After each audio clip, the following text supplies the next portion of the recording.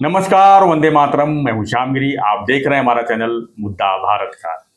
मुद्दा भारत का यानी मुद्दा आपका। मुद्दा है आज का हमारा दशहरा की रैली का। जी हाँ, दशहरा की रैली में शिवसेना के दोनों गुटों की जो है सभा होने जा रही है और उस सभा में बड़े बड़े पोल खोल होने वाला है। क्या है पोल खोल, इसी पर हम चर्चा करेंगे। उवाठा की जो है उद्धव ठाकरे जी की जो है रैली शिवाजी पार्क में है और शिंदे साहब की रैली जो है आज़ाद मैदान में है। और उन्होंने अनाउंस किया कि आज़ाद मैदान में आज़ाद शिवसेना की रैली होगी और उसमें बड़ी पोल खोल होने वाला है। सबसे बड़ा पोल खोल होने वाला है दिघे साहब की मौत के रहस्य का। दिघे साहब के करीबी हैं काफ़ी मुख्यमंत्री जी, और दिघे साहब के करीबी हमारे थत्ते साहब जी हैं। और हम इसी पर चर्चा करेंगे कि आखिर में किस तरह का पोल खोल होने वाली है, यानी दिघे साहब की जो मौत का रहस्य है क्या है वो लोगों को पता चलेगा और इससे क्या राजनीतिक मोड़ होगी, इसी पर हम विशेष चर्चा करेंगे। सर, आप ये बहुत बड़ा एक गौप्यस्फोट होने वाला है दशहरा की रैली। हमेशा हम करते हैं, इस बार मुख्यमंत्री जी है जो गौप्यस्फोट करने वाले हैं, एकनाथ शिंदे जी, और आज़ाद शिवसेना को जो है, आज़ाद शिव सैनिकों को जो है दिघे साहब की मौत का रहस्य बताने वाले हैं। तो सर, क्या लगता है आपको कि जो मौत का रहस्य आपने तो कई बार उजागर कर चुके हैं, क्या इससे परे कुछ होगा या आपको कुछ और लगता है? तो पहली बात तो यह है कि मुझे आपका अभिनंदन इसलिए करना होगा कि ये जो न्यूज़ है कि दशहरा रैली में एकनाथ जी शिंदे एक कोई गोप्य स्फोट और वो भी दिघे साहब के मृत्यु के बारे में करने वाले हैं, ये खबर मेरे तक नहीं पहुंची थी। क्या बात है? सच में ऐसा अगर पहुंची होती तो मैं आपको तुरंत बोलता था कि ये ऐसा है। आज आपने पहली बार मुझे बोला कि आज ये सब्जेक्ट लेना है अपने को, क्योंकि शिंदे साहब कोई बड़ा गोप्य स्फोट करने जा रहे हैं जी। तो आप अभी मुझे पूछ रहे हैं कि क्या गौप्यस्फोट हो सकता है, क्योंकि आपने कई बार इसके ऊपर आपने बोला गौप्यस्फोट कर चुके हैं, हमारे वीडियो में भी, अपने वीडियो में भी और जगहों तो पर। क्या इससे परे कुछ हमने होगा? जो बोला है वही फिर से वो बोलेंगे या जी। कुछ और बोलेंगे? जी, आपको क्या लगता है हमने क्या बोला था? आपने ये कहा था कि दिघे साहब हॉस्पिटल में थे, वहाँ पर सब शिवसेना के लोग आके मिल रहे थे, उसी में जो है राज साहब, राणे साहब आए थे। कुछ उन्होंने दिघे साहब को बताया कि आप शिवसेना से रिजाइन कर दीजिए, आप आराम कीजिए। जिलाध्यक्ष पद से, ये बाला साहब का ये शिवसेना जिलाध्यक्ष, शिवसेना से जी, शिवसेना जिलाध्यक्ष से आप रिजाइन दे दीजिए। ये बाला साहब का संदेश है, आपके पास लाया हूँ। आप अपने तबीयत पर ध्यान दीजिए, क्योंकि आपको पहले भी अटैक एक बार आ चुकी है। इसलिए जो है आप जिला अध्यक्ष जो मुख्य पद है वहाँ से रिजाइन करके जो है आप शिवसेना में रहिए। लेकिन और उनके जाने के बाद जो है इस तरह की खबर आई कि उनकी मौत हो चुकी है। यस, ये गोप्यस्फोट हमने किया है जी, ये हमने बोला है जी, और उसके साक्षी लोग भी हैं, और जो साक्षीदार है उनमें से एक तो शिंदे साहब भी है, बिल्कुल, बाकी भी बहुत सारे हैं। तो ये तो मैं कम से कम 20 बार बोल चुका हूँ जी, इसमें कुछ नया नहीं है। तो अगर शिंदे साहब कुछ बोलने जा रहे हैं आप जो कहते हैं उसके हिसाब से, तो ये जो 20 बार ऑलरेडी मैं बोल चुका हूँ उसके परे कुछ होना चाहिए, तभी तो माना जाएगा कि हाँ कुछ अलग बोल रहे हैं। नहीं तो लोग बोलेंगे अरे ये तो 20 बार थत्ते साहब बोल चुके हैं। जी, हर बार थत्ते साहब यही बोलते हैं कि वो नारायण राणे और राज निरोप लेके आए उनके लिए मैसेज कि भाई आप रिजाइन करो। उनको शॉक लगा, वो डीप एगनी में चले गए और उनको हार्ट अटैक आ गया और उनका निधन हो गया। ये बहुत बार 20 बार अनिल थप्पे ये कर चुके हैं। अब जबकि वो इसमें नहीं दिखाया है, जी, धर्मवीर पिक्चर आया था उसमें ऐसा नहीं दिखाया, उसमें इतना ही दिखाया था कि वो मिलने आए थे और चले गए थे। और उद्धव का तो कचरा ही किया था धर्मवीर पिक्चर में कि वो आता है उधर से देखता है और ऐसा करके निकल जाता है। मतलब मैं मेरा 8 सेकंड का रोल उन्होंने रखा उसमें करके बहुत तो गुस्से में आया था कि मैं उनकी ज़िंदगी में मैं क्या था, मेरी ज़िंदगी में वो क्या था वगैरह वगैरह। और बाद में मेरे को समझा गया कि अरे तुम्हारा कम से कम 8 सेकंड का तो रखा, उद्धव का तो 2 सेकंड का था। तो मैं शांत हो गया। तो क्या कर सकते हैं आप वहाँ पे थे जी उस दिन जी। तो मैं आपको उस दिन कोई और कहानी मिली सुनने को? नहीं, उस दिन कहानी जो यही सुनने को मिली कि अगर अटैक उनको आया भी, कोई देखो सर, आपके भी लाइफ है, बहुत सारी बातें सुनने को मिलती है, कोई आपके अगेंस्ट भी बातें होती है सुनने को, तो उसमें अटैक आ सकता है। कोई आज की तारीख में अटैक से तो लाखों लोग मर रहे हैं पूरे देश में, दुनिया में। लेकिन हॉस्पिटल के अंदर अटैक आना और उनका वहाँ पर ट्रीटमेंट तुरंत नहीं हो पाना, ये थोड़ा संदेहास्पद लगता है कि क्यों ट्रीटमेंट नहीं हुआ और क्यों उनको बचाया नहीं जा सका। कौन बोला आपको ट्रीटमेंट नहीं हुआ? नहीं, ऐसा मतलब सर जितने लोग उतनी बातें होती है, लेकिन इसमें एक ये सर संदेह पैदा करता है कि हॉस्पिटल में हॉस्पिटल जो है सिंघानिया हॉस्पिटल रेमंड सिंघानिया जी, रेमंड का नहीं, रेमंड कंपनी थी। तो दिघे साहब क्या है जी वो सबको मालूम था, बिल्कुल, और वो पूरे हॉस्पिटल में 1000 पेशेंट भी होंगे तो ये प्रायोरिटी होगी, बिल्कुल बिल्कुल बिल्कुल है कि नहीं? बिल्कुल। तो ऐसा हो सकता है कि सर, भाई उनको सर, तकलीफ हो रही है देखो और सर, उसका देखिए, इलाज नहीं हुआ। देखिए सर कैसा है, सो इलाज के परे भी कुछ होता है ना, होता है ना, फिर कैसा है, इलाज नहीं हुआ, आप हॉस्पिटल के ऊपर वो ढकेल रहे हैं। वो एक पत्रकार ने हॉस्पिटल में जलाने जी, को मजबूर किया लोगों ने। हॉस्पिटल में सर उनका पैर फ्रैक्चर था, उनके माथे में थोड़ा लगी थी, वो भी मैं देखा तो उनकी पट्टी लगा हुआ था, पैर फ्रैक्चर था। पैर फ्रैक्चर में उनको क्या होता है, ज्यादा करके पैर का ऑपरेशन करते हैं और प्लास्टर कर देते तो हैं। मेरे 5-6 बार पैर फ्रैक्चर हुए, जी। मैं तो हर एक वाहन से गिरा हूँ। तो इतना बड़ा कोई सीरियस मैटर नहीं था कि उनकी मतलब कि मौत हो जाए या कुछ हो जाए। नहीं, तो वो और हार्ट दूसरी अटैक बात, जब शाम को मुझे पता भी चला कि उनको ऐसा ऐसा हो गया है, तो कंफर्मेशन नहीं कर पा रहा था कि आखिर में किसी का पैर फ्रैक्चर हो और वो उसकी मौत हो जाए। और पूछे थे किसको पूछे, तो मैंने गोपाल लांडे जी को फ़ोन किया, वो शिवसेना के उस समय वरिष्ठ नेता थे, तो उन्होंने खबर को पुष्टि की। उन्होंने कहा कि बात सही है, मैं भी अभी जा रहा हूँ वहाँ पर थोड़ा लफड़े भी हो रहे हैं। तो मैंने भी टीम मंगाया ऑफिस से और वहाँ पर गया, वहाँ पर देखा तो सब पूरा हॉस्पिटल जल रही थी। हॉस्पिटल के अंदर पेशेंट अंदर फंसे हुए हैं। तो मर रहे थे पेशेंट फंसे हुए सर, हॉस्पिटल आग लगी हुई है, लोग नहीं फिर निकल नहीं पा रहे थे, अंधेरा था पूरा। पेशेंट का क्या किया लोगों ने? पेशेंट किसी तरह निकाले गए, किसी तरह सब्सिट्यूशन कोई पेशेंट नहीं मरे? पेशेंट नहीं मरे, कोई पेशेंट नहीं मरे। और दिघे साहब को पहले ही निकाला गया था क्या बाद में? नहीं, मैं जब गया दिघे साहब को निकाल के नहीं, आग लगने से पहले दिघे साहब बाहर निकाले थे? नहीं, वो नहीं, मगर आग लगी तो दिघे साहब अंदर थे? जी, ऐसा लगा मेरे, लेकिन जब मैं पहुंचा, ऐसा हो सकता है? ऐसा तो नहीं हो सकता कि जब दिघे साहब अंदर है तब उनके ही लोग हॉस्पिटल को आग लगाएंगे, ऐसा आपको लगता है? नहीं, ऐसा तो नहीं लगता है। नहीं लगता है? नहीं। तो फिर क्या आप क्या धर्मवीर पिक्चर देख के बहका गए क्या? नहीं, धर्मवीर में तो पता नहीं, मैं देखा नहीं पिक्चर। उन्होंने दिखाया ना कि उनको उठा के ये बाहर लेके जा रहे हैं, वो सब जल रहा है। वो सब तो मैं धर्मवीर पिक्चर देखा भी नहीं देखा हूँ, पूरा नहीं देखा हूँ, आधा साबुत जो देखा हूँ। क्यों देखा नहीं? बोर हो गया? नहीं, थिएटर में गया तो दूसरा काम निकल गया, मैं आधे में निकल गया। मैं बोला बोर हो। दूसरी बात, थिएटर जिनको उनकी सच्ची जिंदगी मालूम थी, उनको मालूम पड़ रहा था कि इतना झूठ क्या है सच क्या है। और जलाने का वो जो हॉस्पिटल से उनको आंख से निकालते हैं वो तो बिल्कुल। अच्छा सर, आपने पिक्चर देखी होगी, आप ये बताइए। दिघे साहब की काफी 90% झूठ है। हाँ, तो वही अभी धर्मवीर 2 आएगी ना। मैं वही पूछ रहा हूँ, तो मैं पहले से तैयार हूँ, ये बोल रहा हूँ कि ये चीजें होनी चाहिए। दिघे साहब के आपका एकदम करीबी थे और शिवसेना से भी काफी आपका नाता अच्छा रहा है, तो आपने पिक्चर भी देखा है, तो आप बोल रहे 90% झूठी थी। हाँ बिल्कुल। तो झूठी पिक्चर बनाने की जरूरत क्या पड़ी तब? वो अलग बात है, कुछ भी बना सकते हैं। मतलब फिल्म से कमाने के लिए कि फिल्म से लोगों को जागृत करने के लिए? दो चीजें होती है ना सर, दोनों। फिल्म से एक तो एक मैसेज जाता है, वो दोनों। दूसरा होता है धंधे के लिए किया जाता है। दोनों था। अच्छा, दोनों था उसमें।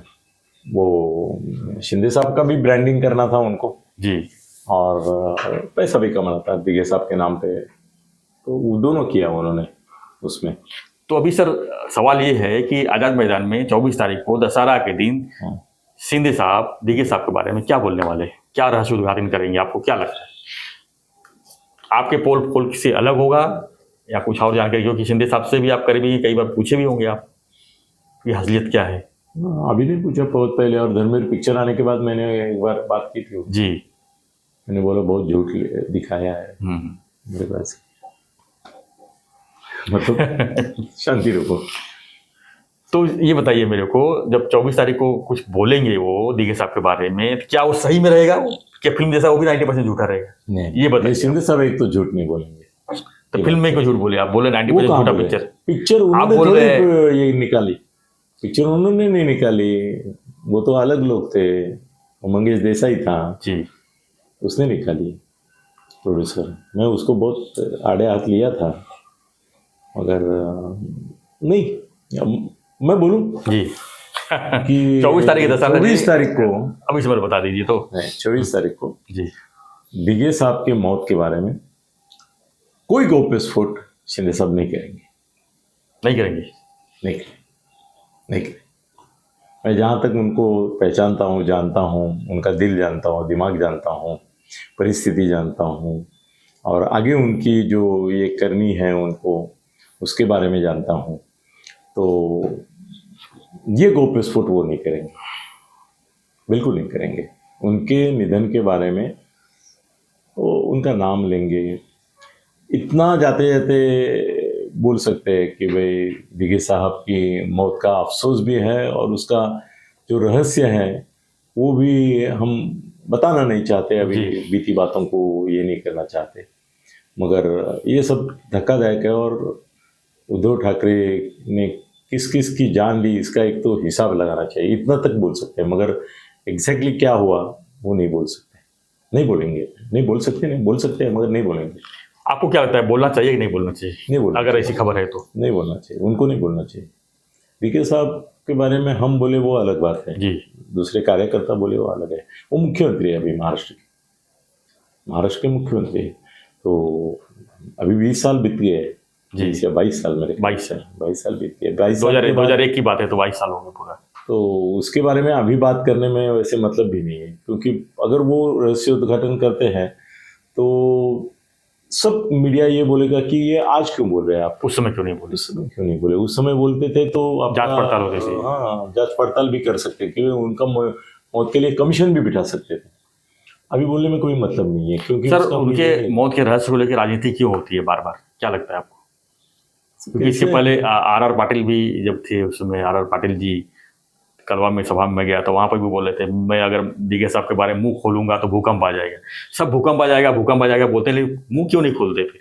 सर और अगर ऐसी बात नहीं है तो नारायण राणे भी बोल रहे हैं ना। हाँ, उनका नाम क्यों नहीं लेते? नहीं, नारायण राणे भी बोलते हैं ना कि मैं अगर ये रहस्य खोल दूंगा तो बोलना चाहिए ना सर, लोगों के सामने आना चाहिए ना। नहीं, मगर उनका या तो ये बोलो ही मत, ये सब भी मत बोलो ना। नहीं सर, कैसे है ना, पॉलिटिक्स में बोलना पड़ता है जी, ऐसा आधा अधूरा बोलना पड़ता है। तो मतलब वो इसको पकड़ा हमारे डर गया इसको ललित पाटिल को। हाँ, तो हमारे मित्र संजय राउत और ये अंधारे बोली ना कि इसका 2 मंत्रियों से संबंध है, बोली कि नहीं जी? इसके पास प्रूफ है कि कुछ नहीं है, मगर बोल दी। अभी फडणवीस ने बोल दिया उसके ऊपर कि भाई जो बड़बड़ कर रहे हैं उनके मुंह बंद हो जाएंगे जब सच्चाई बाहर आएगी। सच्चाई राजनीति में सच्चाई क्यों नहीं बाहर आती है? क्यों एक दूसरे बंधे हुए सर, मीरा बोरवणकर ने किताब लिखी। हाँ, अजीत पवार के ऊपर एलिगेशन करके। सर कितने साल पहले की कहानी है वो भी मेरे ख्याल से 10-15 साल तो होगा रहेगा, 20 साल पहले की कहानी, जब आर पाटिल गृह मंत्री थे, अजीत दादा नहीं थे। अजीत दादा को कोई संबंध भी नहीं है, वो कमिटी कैबिनेट डिसीजन थे सब, मुख्यमंत्री और इनके थे। अजीत दादा मेरे ख्याल से कृषि मंत्री थे, whatever it is, I don't know, सिंचन मंत्री थे मेरे ख्याल से। यस, कृषि मंत्री हुए। मगर नहीं, कृषि अलग है, सिंचन अलग है, सिंचन मंत्री थे। और उसके बारे में अभी मीरा बोरवणकर बोल रही है, कोई मतलब नहीं। रिटायर होने के बाद हर को पंख फूटते हैं, कोई मतलब नहीं ना। अभी उसका कोई आप पुरावा नहीं दे सकती, उसने बोला, मैंने बोला, इसने बोला, ये बोलने की जो बात है, और कोई वीडियो रिकॉर्डिंग तो है नहीं आपके पास कि दादा ने ऐसा बोला। आप बोली करके आपको अभी मीडिया भी कैसा है कि उसके ऊपर विश्वास करता है। वो ललित पाटिल जाते जाते बोला कि मुझे भगाया गया जी, विश्वास किया। बाद में अभी पूरा लाइन आ रहा है कि वो कहाँ गए, कैसे चेन्नई, बेंगलोर सब जगह। हाँ नहीं, और वो भगाने की बात नहीं थी। फिर वो बोला मैं नाम लूंगा, मीडिया वाले टूट पड़े नाम, और वो अपने ही नाम देने लगे। दूसरे से लेके कई मंत्रियों के नाम भी दे रहे हैं ना वो। फिर वो ऐसा कोई नहीं, मगर मुख्यमंत्री बहुत जवाबदारी से डील करते हैं। उनको मालूम है कि अगर उन्होंने बोला तो लोग बोलेंगे ठीक है 20 साल हो गए, कोई बात नहीं, चौकसी कमीशन बिठाओ, फिर से चौकसी करो। क्या चौकसी करेंगे उसमें? कि भाई मौत कैसी हुई इसका एक लगाओ। तो वही बोला कि क्या चौकसी करेंगे? अभी तो दिघे साहब तो सर 22 साल हो गया, ना तो उसमें ना CDR मिलेगा, ना कुछ मिलेगा। देश में ऐसी इतनी घटनाएं होती है जिसके बारे में या तो कमीशन बिठाया तो 10 साल लगाता है वो इंक्वायरी का रिजल्ट आने के लिए, या 10 साल के बाद भी कई बार बिठाया जाता है कमीशन। तो ऐसा कुछ नहीं है, मगर वो ऐसा कुछ बोलेंगे नहीं, उनका स्वभाव नहीं है वो जी। और अभी उनको मालूम है कि दिघे साहब को अपने को परम पूज्य स्थल दिया है, उनको मान दिया है, सम्मान दिया है। कल बाला साहब का फोटो अगर नहीं लगाना है तो इनको ही लगाना पड़ेगा।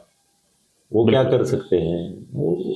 अभी सर मैंने आपको बोला ना कि मैंने अजीत दादा को सूचना की थी यशवंतराव चौहान का लगाओ, वो लगाया उन्होंने। तो शरद पवार ने उसके ऊपर कमेंट किया, बोले यशवंतराव चौहान बीजेपी के खिलाफ थे, उनका फोटो लगाने से कैसे चलेगा, मगर चुप गया बराबर का था जहाँ पे लगना चाहिए था कि भाई उनका फोटो निकाल दिया अजीत दादा ने और यशवंतराव चौहान का लगाया।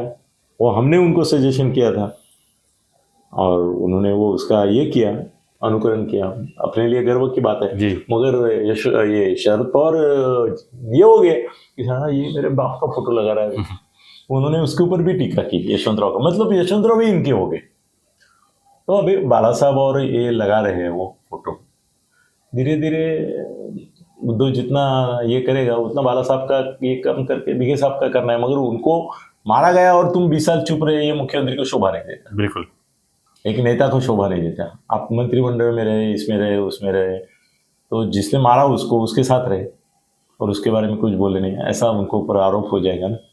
मैं मारा किसने, ये मैसेज किसने दिया, मैंने 20 बार बोला है, 20 वीडियो में बोला है जी। मैसेज तो उद्धव ने दिया था कि पद छोड़ दो, बाला साहब ने कहा है कि आप पद छोड़ दो, मैसेज उद्धव का। अच्छा। पोस्टमैन कुरियर कौन थे, राणे और राज, तो कैसे पोस्टमैन का दोष नहीं है, उसने बोल दिया।